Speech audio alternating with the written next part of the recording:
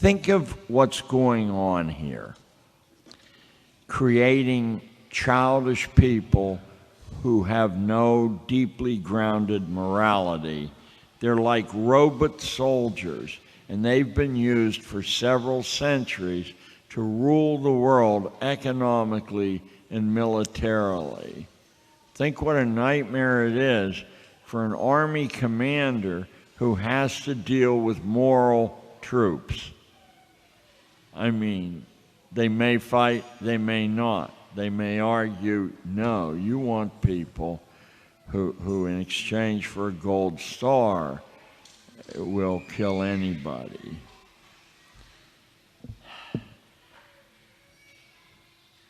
In the New World Order that's happening as we sit here, though, it seems to me that competition will never be one-sided again. Britain and the United States and Germany aren't ever going to rule the world again in a productive sense. It's not going to happen.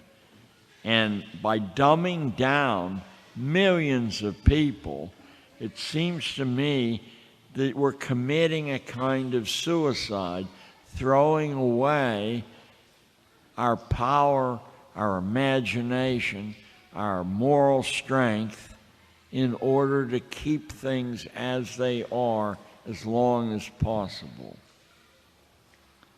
Let me give you an example of that, and then I'm going to tell you about the trapped fleas strategy, which was taught to me 3 years ago by an 11-year-old boy. Maybe I better tell you about that first, because if I start ad-libbing, we're in trouble. 3 years ago, I got an award from an organization, and it was at a fancy hotel in Washington, D.C., and I found myself sitting next to an 11-year-old boy. He was a Taiwanese immigrant. I think his parents, I'm not 100% certain, but I think they were both waiters in Seattle, Washington. And I'm next to this 11-year-old boy who's getting the same award that I'm getting. What's he getting the award for? Well, he had just won the adult science fair in Washington State for sequencing the genes held in common between mice and human beings. That's an interesting little fella, right? The son of two waiters who immigrated from Taiwan and don't speak all that much English and don't have all that much money. He's 11 years old. So his name's Andrew Su, H-S-U. So in the course of having lunch, I said, Andrew, how did you get into your interest in sequencing genes in mice and human beings? And I'll never forget the first words out of his little mouth. He said, when I was little,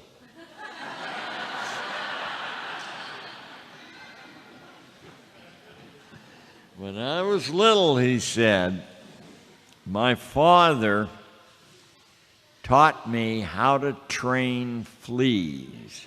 Does anybody here actually know about the long traditions, thousands of years old, of training fleas? It was a great favorite in courts in Europe and in Asia where the practice arose. And I actually got to watch a performance of trained fleas once. I mean, your jaw drops open. The fleas carry little whips, and they're whipping other fleas that are pulling chariots. They're swinging on trapezes. I mean, they're doing incredible things. Naturally, every few minutes you have to feed them by putting them on your arm, but I guess you do that. So how are you going to train fleas?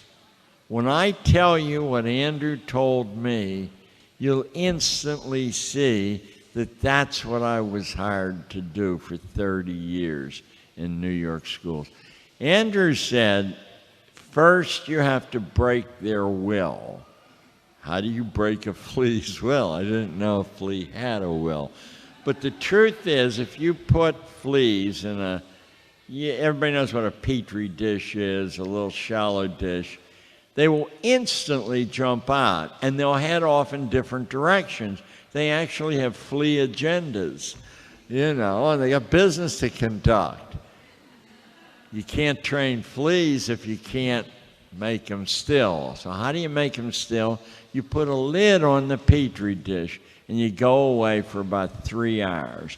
During that time, they constantly trying to go about their business. They're hitting their heads on the lid. When you come back, the fleas will be huddled together in an almost inert mass. When you take the lid off the Petri dish, they won't ever try to get out again. You've broken their spirit by intervening in their own agendas. Does that sound like something that starts in kindergarten? I think so. And that's why I would urge you, if I fall dead or fall asleep before we get any farther in this, to build the curricula in your homeschools around some powerful interest your kid has. I don't mean not to teach math, science, the battery of different skills.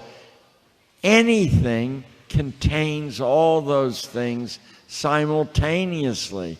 It only takes a little bit of effort to find the mathematical dimension in that tripod and the camera that's up there, or in anything else. But don't put the lid on the Petri dish and say, and now for something different. Let him or her finish what they're doing. Don't make your homeschools subject-driven. Make them project-driven.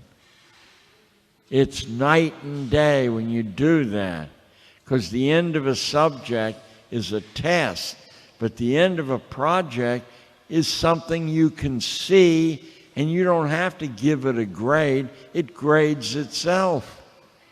Do you give the barber or the beautician a grade? You look in the mirror and you either scream or say, not bad. You go to somebody else. All real things organically grade themselves. Let me put my specs back on. So,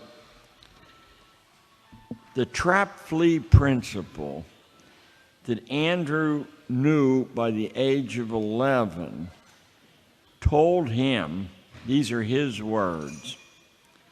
He said, as it is with fleas, so it is with life. This is this 11-year-old kid. Most of us, he said, let the impositions of others imprison us in a world of low expectations. Now, Andrew's not only a mouse gene sequencer, he's a championship swimmer with a lot of medals and trophies. His original language was Chinese, but he's fluent in French and English. He helps to make professional documentary films with a professional film crew in Seattle.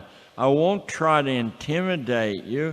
The stories this morning, these, I think, are universal properties of human beings. Don't ever fall for the bald-faced lie, well, that was a genius, or this, but that's out of ordinary reach. All these things are within ordinary reach. What is it? The journey of 1,000 miles. You take the first step, and the second step's easier. Now, the mystery of Andrew Hsu is reduced when you learn that Andrew is homeschooled. Just as John Stuart Mill, the biographer of liberty, was homeschooled, and the inventor of artificial intelligence, Norbert Wiener at MIT, was homeschooled too.